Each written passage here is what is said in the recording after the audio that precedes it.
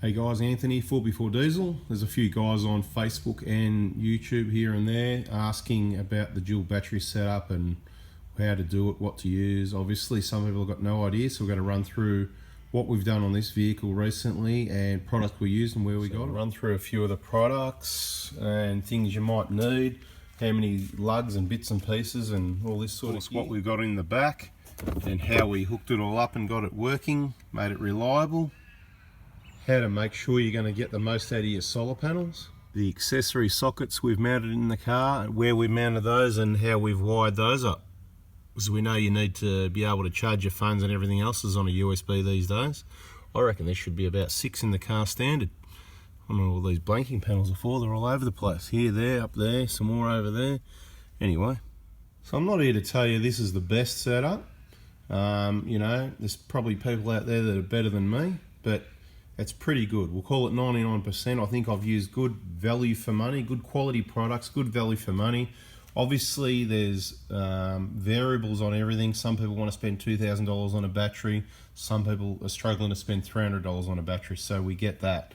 I'm a value for money kind of guy. There's no point overdoing it, but there's no point cutting corners where it's just you're gonna have to do it again and again in the end and be unreliable. You know, the poor man pays twice thing. So I'll run through what we've done starting from, well, we're looking at it. So this end, the standard battery we've left in place. The only wires we've connected, which are in, they're double insulated. There's extra insulation on it up until there anyway.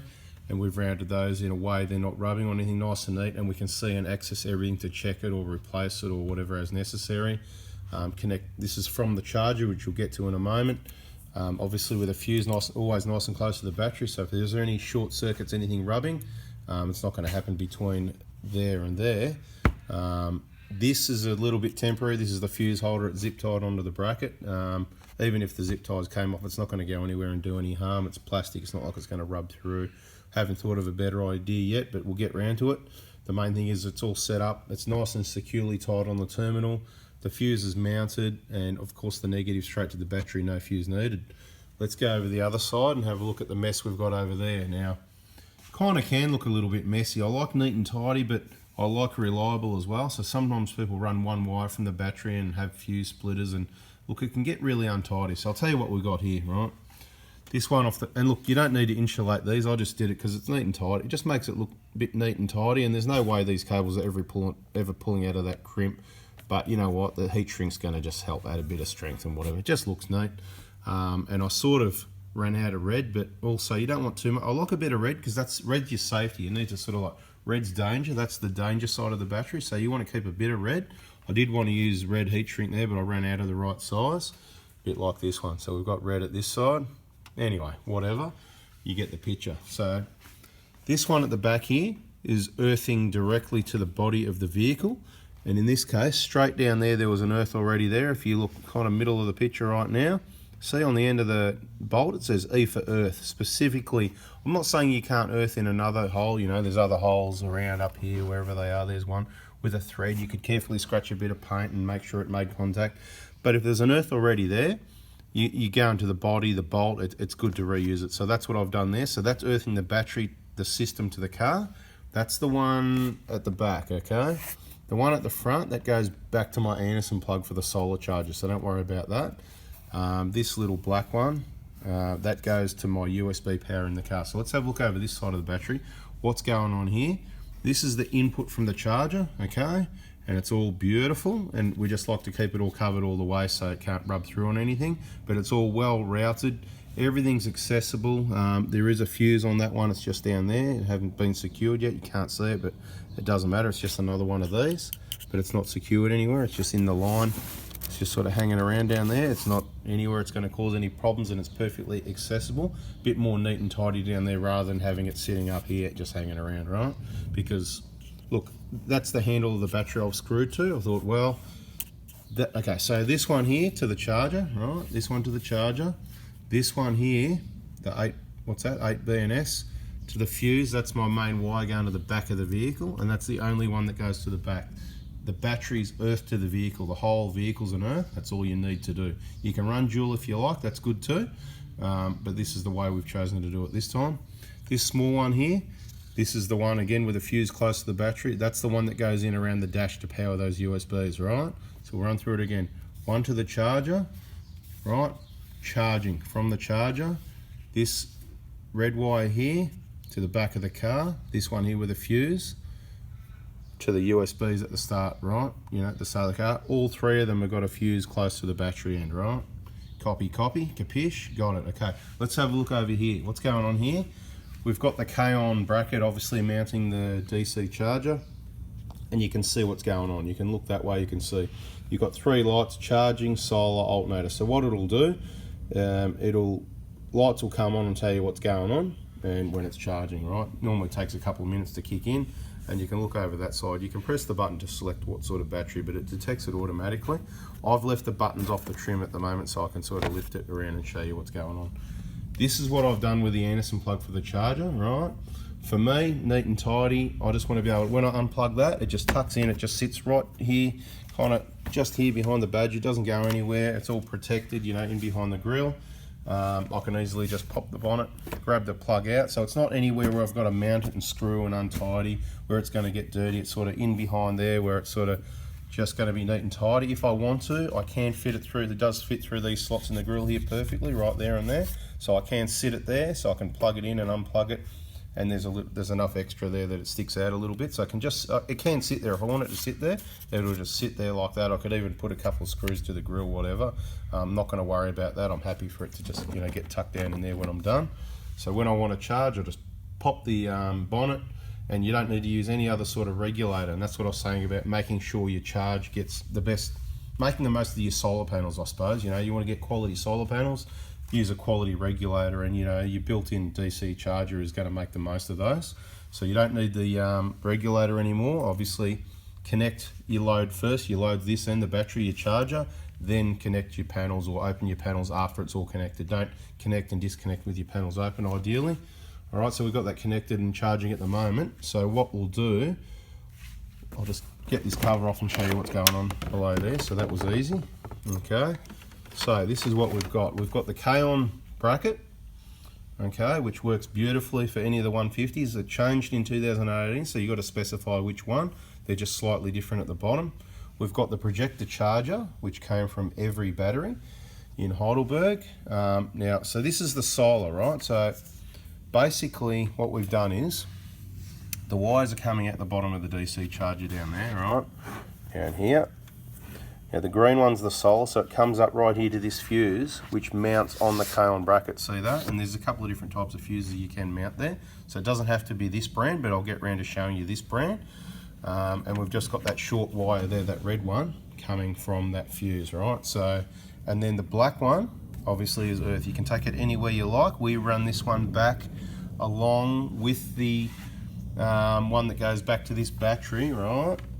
Together, where one of them went this one, right? That's to charge the battery. And this one at the front here is the one that goes to this Anderson plug, right? Hope you understand all that. I'm doing my best to explain it. Now, this is the other thing we found, right? Now, there's a whole heap of wires that come with this charger. It's pretty straightforward. You've got your black and your red, right? They go to your main battery. They're the ones that I showed you before that are connected here with a fuse.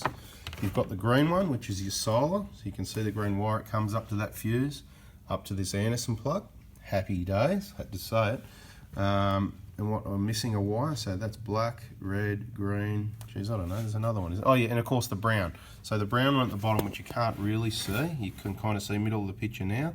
They're all tagged anyway, you can see it. Piece of cake. I connected a red one to that, put corrugated split tubing on it all the way where I've routed it down below this fan. Don't be lazy, take your time to do it nice and neat.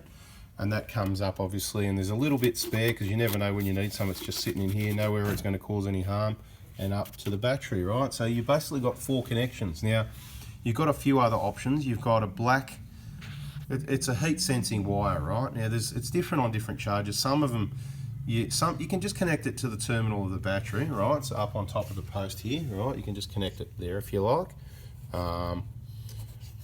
Another way you can do it, there's a special glue you're meant to use, some sort of, it's like a gel thing, and you stick it to the battery, and it basically senses the heat of the battery. We can just wrap the wire around the battery to use the darn wire up because it's so long. I don't know, it's a few meters long or something. Anyway, the point is, depending on what sort of battery you've used, It's more for hot climates, okay? So if you're in a hot climate, you don't want to overcharge your battery's getting hot. When it gets hot, it's going to either back off or cut the charge, right?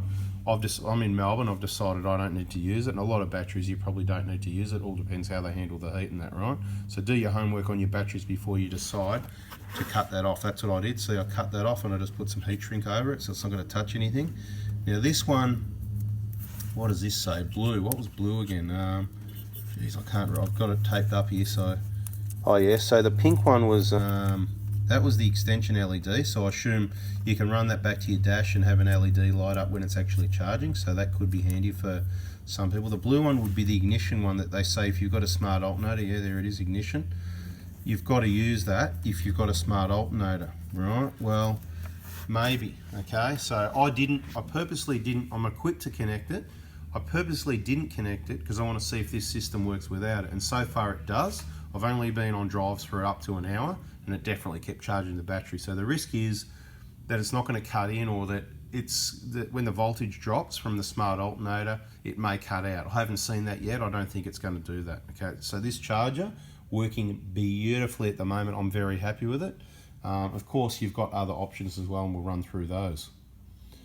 Okay, so if you need batteries, obviously your cheapest value for money battery for cranking is going to be this Century ultra high performance battery, but we're not really here to talk about that. Say you wanted to replace your main cranker, that could be the one. We really like the Optimas. You know, in the 120 we've got one of these blue ones. It's 4.5 years old, so thereabouts, and it still holds, even with the fridge running all night, it still sits on around 12.4, 12.5 the next morning. So I think that's pretty good. I'm very happy with the Optimus still. There's no sign of that letting us down. I was undecided which battery to put in this vehicle, so I'm kind of going to try both. So that's what I'm doing at the moment. This one will probably end up, I thought, well, grab both, then I can replace this one in the 120 just to keep a fresh battery, because the average life of your battery is 4 years. That includes these sorts of batteries, cranking batteries and whatever. So up to you what you want to do there, but I think that Optima is going to last a long time. Now, some other things you need, obviously you need whatever charger you decide. This is probably, look, you know, this is an option. I think they're about $300 worth. Does the job really well. As I said, that's what we've got installed in the car. You can go for the Australian made option if you like. Might cost a little bit more, but may be better. And I'm not too sure. I'm not going to tell you which one's better or not. In the 120, we're just running the SB 12112, whatever it is, whatever that number is for the Redarc isolator with a voltage booster. That's worked fine over the years, but we're thinking about upgrading to a DC charger, which is why, again, I've got one of each, and I'm not going to, obviously, it's easy enough to change batteries to see how they go in comparison, but not so easy to change chargers. Now, as I said, we were going to use this to connect the ignition circuit on the charger. Now, when you buy these chargers, either one, they're both pretty much the same as far as functions and wires go. And I think they both come with these little connectors, right? So you don't get a lot of cable with them. You get about 6 or 8, 10 inches of cable. You come with these little joiners, so you need a decent set of crimpers so you can join your wire on, okay? But it does come with a little bit of heat shrink and all the joiners you need. So that's good, but you will probably need some extra heat shrink. Luckily we had some and we grabbed some more because we certainly needed it. And if you're at Bunnings, these little trade flame things for less than $20 do the job. Some other things, obviously, in the back of the car we haven't shown you yet, so we should probably go and show you that, so then you know what we're talking about. You're going to need a heap of these cable lugs.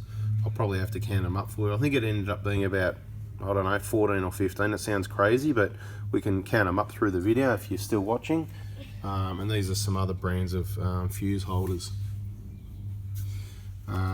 The brands of fuse we use, again, from every battery, they were the Baintech brand, and I really like them. I think they're a good quality product, so give those a plug. And Nava split corrugated tubing. So we used some, I don't think we used any 13mm. There's 7, 10 and 13mm. I think we mainly used a lot of 7, a bit of 10, and I don't think we used any 13.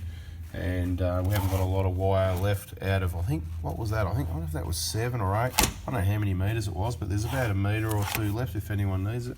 Come and see me. Got a bit of other leftover wire, about less than a meter of the twin core, whatever. So, and yeah, sort of some crimpers. These are just eBay special, but they do the job. I'm not an auto electrician, so I don't need the best whatever. This is just a heap of leftover wires that I had. Basically, I grabbed a few out. I don't really hold on to stuff, but we used a lot of, it is handy to use. That's what we use. Let's go and have a look at those power plugs. So in the back of the vehicle here, what we decided to do, again, you could run, people, you know, cut holes in here. I just think that's a bit of a waste of space. You know, you've got good storage in here. I don't mind having that in there because it's at the back. You don't usually need to get to it, and it doesn't take up much space. Again, that fuse splitter block from every battery, the brand was Pure Energy. Really good quality item. You know, sometimes you get cheap stuff, you get stuff off eBay, sometimes it's rubbish. You just don't know what you're going to get. That was good quality. These plugs, I actually got some Nava plugs and stuff from every battery, but I kind of wanted a 4-way one and they didn't have one. So, and I'd used this brand before on the 120 and I was happy with the quality also, and we've used it in other cars since then. Got it in the 2013 150 as well, and happy with those plugs and everything like that. So, you know, twin USBs at the top. Basically, I've got some camp lights and that, and they run all night. They last 16 hours, and they only take a couple hours to charge, but I've got 4 of them, and because, you know, 4 people in the family, so of course you need 4 lights, 1 each. Anyway, plug those in, and they charge up pretty quick. That's mainly what they're for. And of course these are just, you know, I've put, what do I go for, 3? These are probably your most popular thing. You know, they're going to run my King's, you know, LED lights and stuff. You know, those 1695 LED light strips you get, they're awesome. You know, most things plug into an accessory socket. That's why I went for. I decided against the switch. I figured I could change it later. I just wanted to see what sort of voltage draw and drop we're getting, you know, with leaving all these lights, because there's little lights in there and it's bugger all. So I'm not going to use the switch. I'd rather have an extra socket here, and I didn't need to put any more in the car than that. That's heaps, and we've got the voltage there.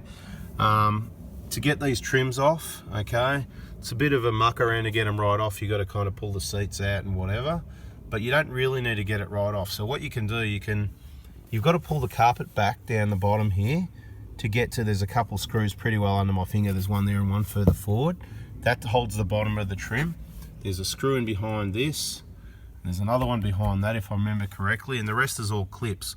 So all you really need to do, you take off the center trim at the back here as well. Let me get out of the way. I'll show you what I mean. We've got a towel down to look after. See, pop this trim off. It's just clips, right? And then the rest of this, it'll all just pull out as well, pull back towards you, and it'll pull out. You'll have it out here far enough. Once you've undone everything, you know, like I said, all these bolts at the top, pop a few clips. You can get in and see a fair bit through the jack hole as well. So you can see, as I said, what I did, I earthed onto the body of the vehicle, so you can see what I've done there. You may or may not like it, doesn't really matter, you know, this is how you do things on cars. And from that point, I don't trust one. I've got 3 earth points and they're all connected to each other. That way, if one was bad or 2 were bad, it's best out of 3, but I can tell you all 3 of them will be awesome. But that's how we do it anyway. This fuse unit, it doesn't need to be earthed, so I did a little test with that, and we didn't have it connected, and all those fuses and lights work without it connected, but in the end we connected anyway, because I thought, why not, it won't hurt, and if we want to add any other accessories to it, it makes it fairly easy to do so, even if it was something temporary. So these in the end, we got them off eBay, dropped the links on those recently on Oz Prado Crew for those that are interested. Obviously I don't know how to do links and stuff on YouTube videos and stuff, so it's not going to work out too well. So we've got that big thick red wire. I'll tell you where we ran it, right? This is a bit of a hard one actually, because it's already ran and covered up, but we did it in another video. I'm not sure, I think I'll put it on the YouTube channel somewhere showing you where we ran the wire. I'm pretty sure it came in at the driver's side, and it went, you know, along carefully corrugated split tubing over the hump, down behind the kick trim, along the side, and it just came in. In the end, it's basically, I didn't even put it too far in this trim, it's basically pushed in under the carpet there, and obviously it came back out at some point. You know, I could probably, I'd say that's it right there, right? There it is in the corrugated split trim, right? So it's just in behind that trim, and obviously that goes up, and it comes in at the bottom here, right? So that's exactly what it is. See, I've got it there, zip tight. It's zip tight, everything's zip tight, so nothing can move. Everything's secure, not going anywhere, no damage, corrugated split tubing when it's a positive wire. Straight in at the bottom, see, nothing can touch it. Good crimps and usually solder as well. That's how I like it. The solder's certainly not going to hurt it. A solder doesn't undo a crimp. The crimp's alloy, it's squashed, it's tight, and a bit of heat isn't going to undo it. It'll make the crimp, the insulation over the top might change shape and go around again, but it doesn't change what happens with the alloy, so it's all good. For us, the bottom one here is the second one down, the yellow one if you like. Now the colours aren't for fun, they're different sizes. Red's small, blue's medium, yellow's large if you like, so depending on the size of your wire. And the top one we had slightly smaller wire because it's not going to, and that's the red one at the top. When we add our fridges in, we'll run a separate circuit, probably 2 circuits, one from the bottom because we're running 2 separate fridges, and another one from the other side at the bottom, which will be happening shortly. I'll take a breath and I'll show you some more. Yeah, so the wire ran just, this is the back door, right? So here we are, back door, right? So you just pop this seal off and you can run it down there. These trims, they just pull off at the bottom here. They're just clips. Gently, you know, just gently pull. They're good quality clips. You know, look, I've never broken one, okay? And that goes for the 120s, and then just pop the wire underneath that pillar where it comes down to the bottom. Look, you know, this is pretty strong. I'm sure you can figure this part out. And same deal through the front. Take the kick trim off and the under tray and just carefully run your wire through. Take your time to run it neatly. Think about what it's going to rub against. Right, so you know, these bottom trims, they all come off, right?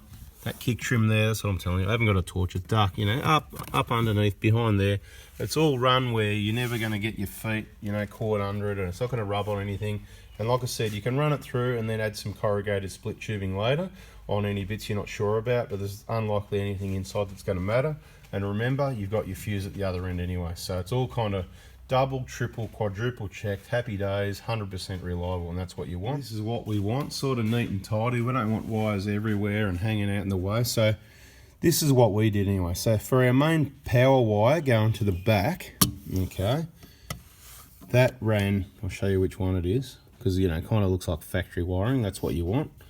That's this one here, right?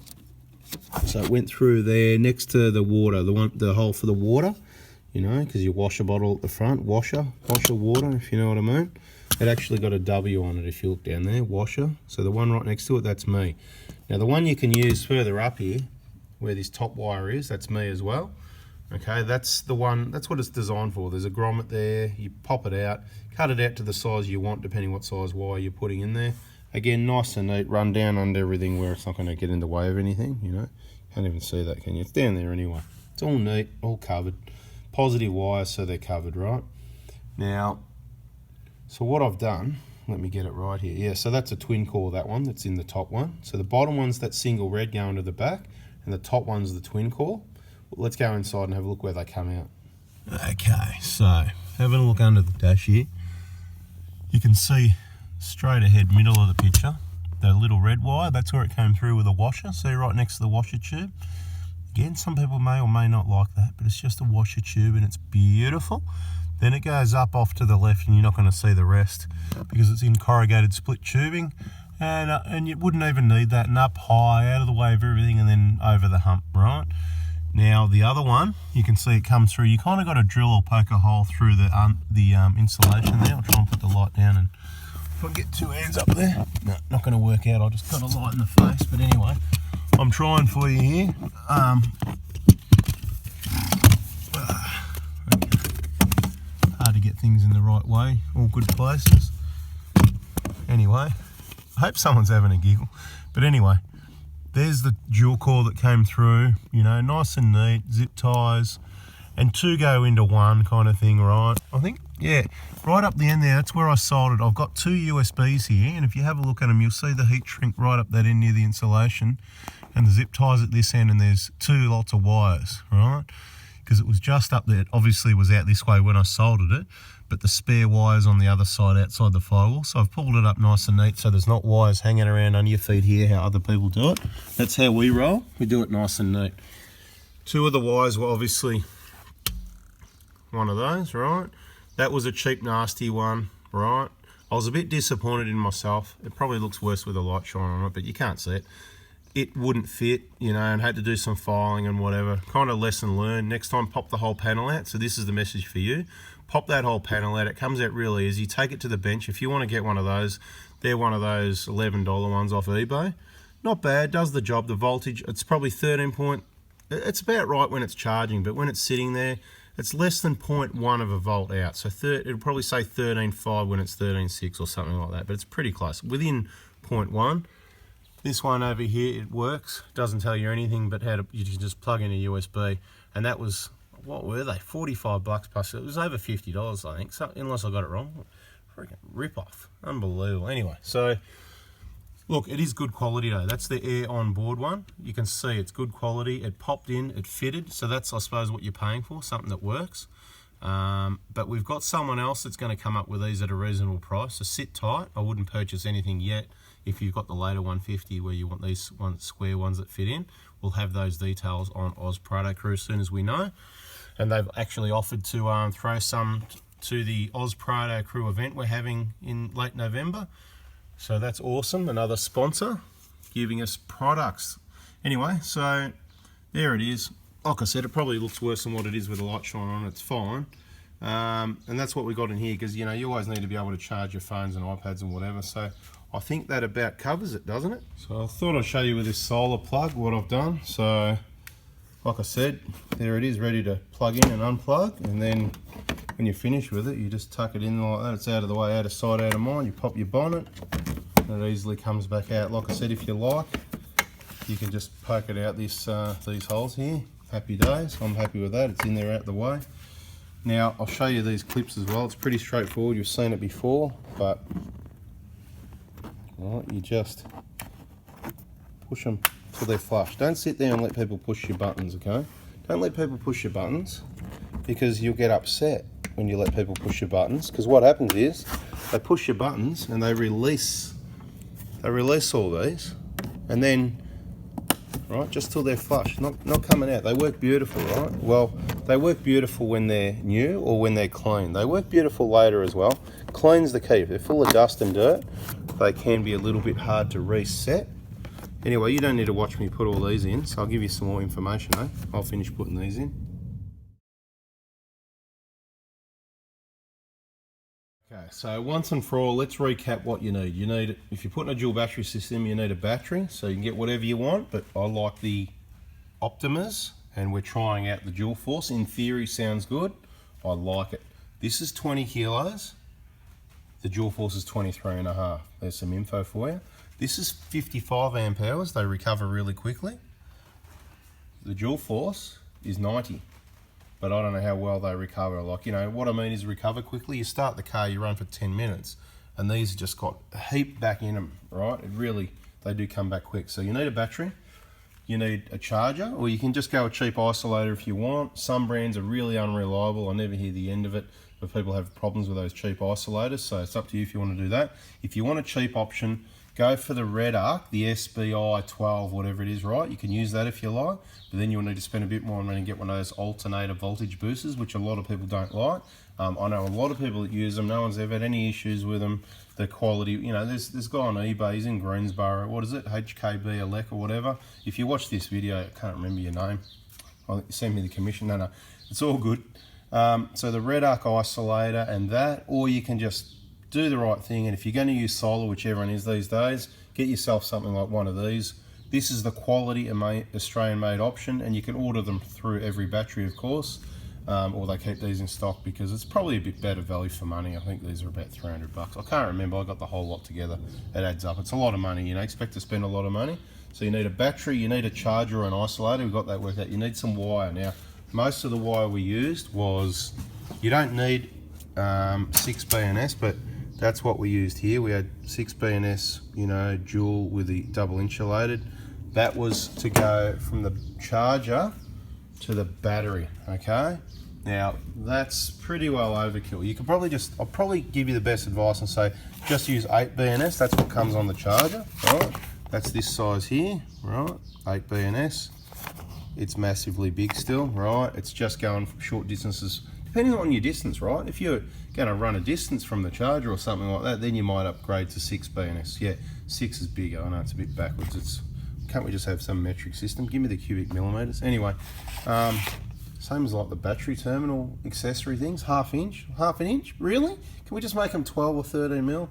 It's driving me nuts. Anyway, Metric, come on, metric. Anyway, so this is what you're going to need. You're going to need probably, I would say, a couple of meters of this to go from your charger to your battery you're charging. You're going to need that or less of the same, or this dual core, to go from your charger to your battery that's supplying the charger, right? And you need an earth to that as well. So you need a black and 2 reds if you like. Then you're going to need another bit of this red stuff to connect your solar to somewhere. You know, we did it pretty short to the Anderson plug there, pop the bonnet, or not. Like I said, you can stick it at the front there and whatever. So you need some wire. Now to connect all those wires, you need some terminal lugs. You can get, you know, Nava or projecta brand, whatever. I'll tell you, that's what's, just so you know what size they are, what they use, what suits the wire. See, cable size 6 BNS. So if you use 6, everything suits well.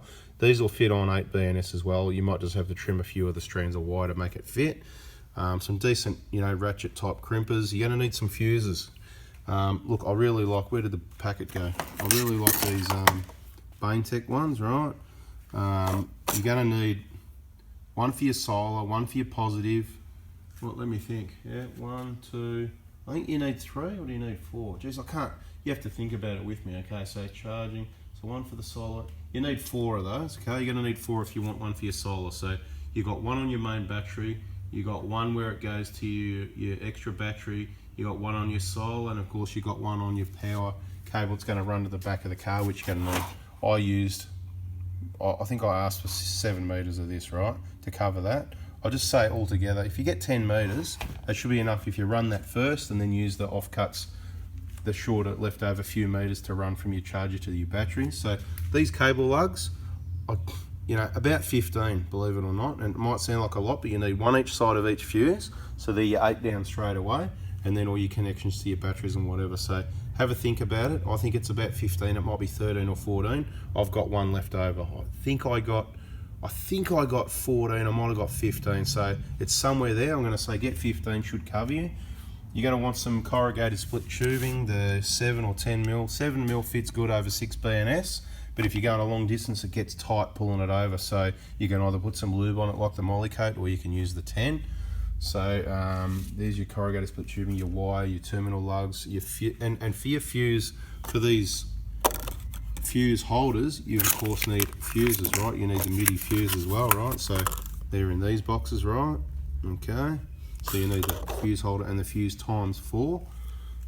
So fuse, wire, insulation, terminal lugs.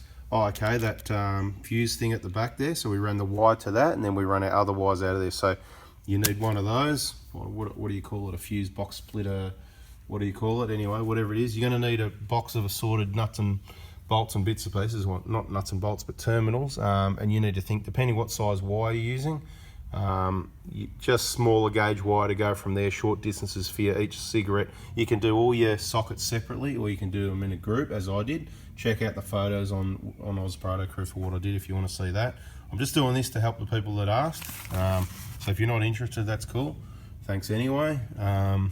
So assorted bits and pieces like that. I'd say the most common ones were the blue female ones like that. And of course a few of these for the big wire where they connect to this, what's the name, splitter unit at the back. Yeah, yellow for the big wire, but you know, smaller 6 mil. Just get a sorted packet. You know, you hit Repco for that sort of stuff, right? So everyone's getting a plug here, mate. Every battery will be able to supply you just about everything, but there's so much stuff, and that's what I did. I went there. You can check my other video. I went there. I said, yeah, you go, the guys, and I need this, that. We went through it. We thought I had it all covered. I knew I'd need a few of these, but there was still 2 or 3 trips down to Bunnings or Repco or wherever I was anyway, right? And we haven't got much left over. That's what's left on that roll. So fairly efficient, not a lot of leftovers. What else do you need? So that's your wires to the back, and then you need your sockets. Like I said, you can get the Nava ones. There's an assortment. They've got at every battery. I showed you that on the other video. Or you can get those other cheap ones off eBay, which I think are reasonable quality as well. So I hope that covers it. We also got one of these, like I said, in case we had to connect that sensing wire for the ignition. We haven't needed to connect that yet, so I won't be connecting it till I need to. I'm sort of not the normal, oh, you got to do that and take everyone's word for it. It's got to, you got to explain it to me why. It's got to make sense, or I got to see it. If I don't believe it till I see it, kind of guy. So there we are. It's not connected and it's all working. All right, this is long enough. I hope you've gathered all your information from there, and if it's worked out for you, give us a thumbs up, and if it hasn't, well, feel free to ask a question. I just can't guarantee I'm going to get to it, and I may answer, or I may just do another video. Alright guys, if that's it, thanks for watching. See ya.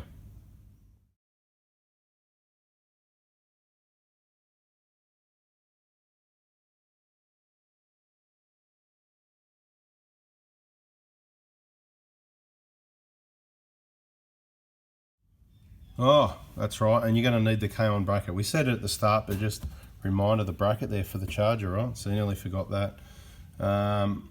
What I'm going to do, I'm going to suggest to every battery and kaon that they hook up, whatever, so that you can ring every battery to get all your batteries and chargers and gear, and you can get the kaon bracket from them all part of the package, you know. Then bang, one call, and you speak to Travis at Heidelberg. Yep, Anthony sent me Anthony Prado, whatever, and then he knows what you're talking about, what you want. He probably knows you want Optimus, he thinks Optimus, but you might even want to end up with these Century Dual Force, who knows. I'll let you know about those. They're up. Anyone using one, cool, let me know how yours goes. We're sort of trying them out. I think it's a good thing, but I definitely like the Optimus. We know other people don't already, so no need to comment on that. Some bad experiences, I don't know whether you looked after it or not, how you used it. You can kill them if you run them down too low. And people, if they, yeah, look, I'll give you another little tip. If you ever do these up, nice and firm, but don't over tighten it, because it's just lead and it's going to pull out, okay? These are the sort of things that happen with batteries that battery shops hear about, and people complain, it's not the battery, it's you've over tightened it, okay? Well, there's a chance it's the battery. There could be a manufacturing fault in the lead where it wasn't, but most likely someone's over tightened it, unfortunately. All right, guys, that's it. Too long. Let's go out of here. Ciao.